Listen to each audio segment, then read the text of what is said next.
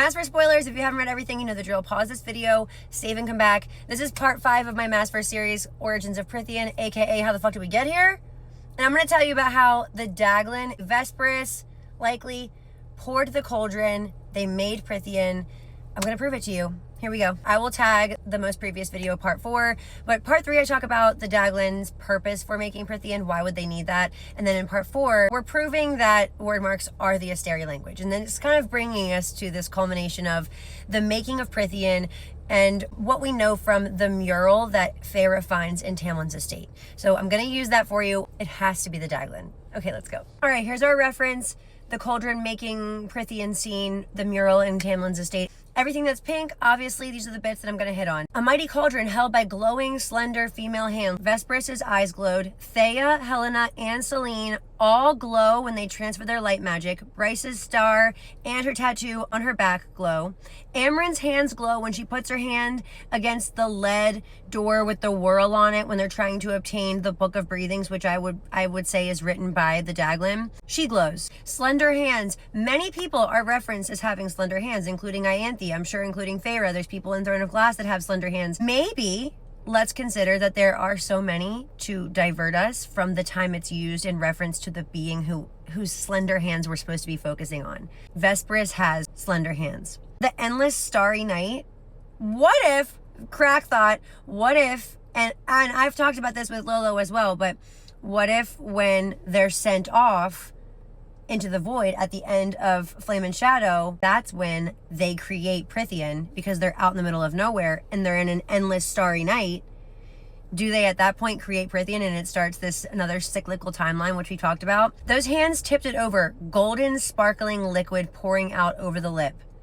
Golden is also associated with Asteri / Daglan. I've posted a video called Ages to Man. It's one of my favorite dives ever, and it explores the hierarchy of beings over time, how the exchange of power was passed down. And in that chat where I was sort of pointing out that every time we have a reference to Daglan, we get crystal or golden things, and that sort of carries down throughout the rest of the story. When we see things that are golden, they usually have a connection to the Asteri or to past ruler. The first light that is in the veins of the Crystal Palace glows with a golden light. And I've hit on the golden before, so I don't want to go too far into it, but also I want to, in talking about the light of the cauldron, there's another light associated with the Daglan that's also associated with the cauldron, and that is the white light. When the Asteri are mad at some point, it's in Sky and Breath, they glow with a white light.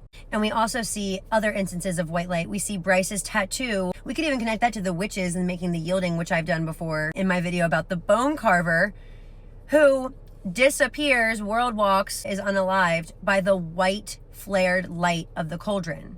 So we have white light coming from the cauldron. We also have golden light associated with the cauldron, or golden liquid associated with the cauldron. And both of these things are associated with the Asteri. Next, we have small symbols, perhaps of some ancient fairy language. I'm not even going to get in on this. Go to my last video. The Asteri language are word marks.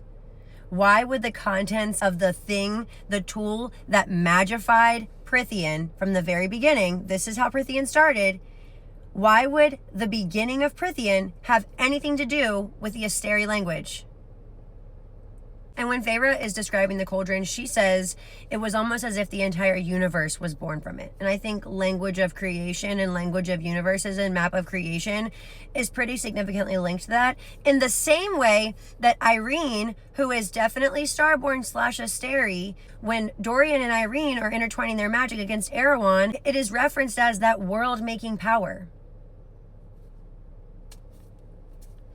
What are we doing here? We're making a world. The language of the Asteri is the language of creation. The cauldron is where the entire universe came from. They made Prythian. They dumped the contents of the cauldron into the void below, which, if we consider that they made Prythian in sort of a reverse timeline at the end of Crescent City, they were in the void. And the cauldron is also described as the void. It says that they dumped the contents into the void below, pulling on the earth to form our world. I just find the language pulling on the earth to be a little quinky dink, because Vesperus does say we pulled our magic and imbued the cauldron. Don't forget Rigelus in my last video. He tells Bryce that the language on her back is the Asteri language from their homeworld. He says, I could teach you how to wield it and any world might open for you. And I think that this is clearly indicative that their language holds such immense power that it is a great operating manual for a tool they would need to create a world. I don't know, like the Book of Breathings being written in the Asteri language, which operates the Cauldron, which has the same symbols as the Cauldron. They made it! Soon after this, I'm going to post, I'm going to have a video basically that's other sketchy things that Daglan / Asteri have said that confirm this theory or would make me believe this theory is true. And I'm going to have extra little bits. So just, if you're looking for more juice, it's coming. This is just about the Cauldron. Okay, ignore this. This is for something else. Crafted for them by the bearer of the Cauldron. This could be intentionally confusing. Because I think that, like, in my mind, I'm like, they pulled all their powers together, they put it into the Cauldron, and either Vesperus is the leader, or she just is the one that pours the Cauldron, crafted for them by the bearer of the Cauldron. She is the one, in that case, bearing and holding the Cauldron. I just find it ironic that Vesperus is the one who looks at Azrael and says, you dare draw a weapon against those who crafted you. So she's pointing to, obviously, crafting them, and they probably used the Cauldron to do this. I would also say that crafting something, as in forging something, is very similar to blacksmithing, and she also calls herself a blacksmith.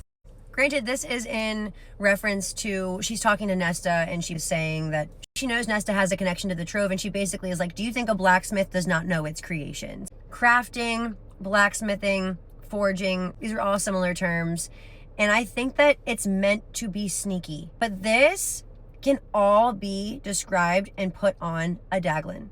I'm going to continue this series, but I do think that the Daglan have used the myth of the mother to continue this cycle of regeneration via the magic of the land. It's constantly putting out magic, creating more magical beings via mating bonds, etc. We're also using rites and death rituals. All of these things are continuing the cycle of magic coming from the land, becoming more powerful, going back into the land, being regenerated. It stays in a cycle. It's constantly in use. And this would be beneficial for beings who realized too late that they relied on the natural magic of their world and that their powers began to dim, as in their light was dimming.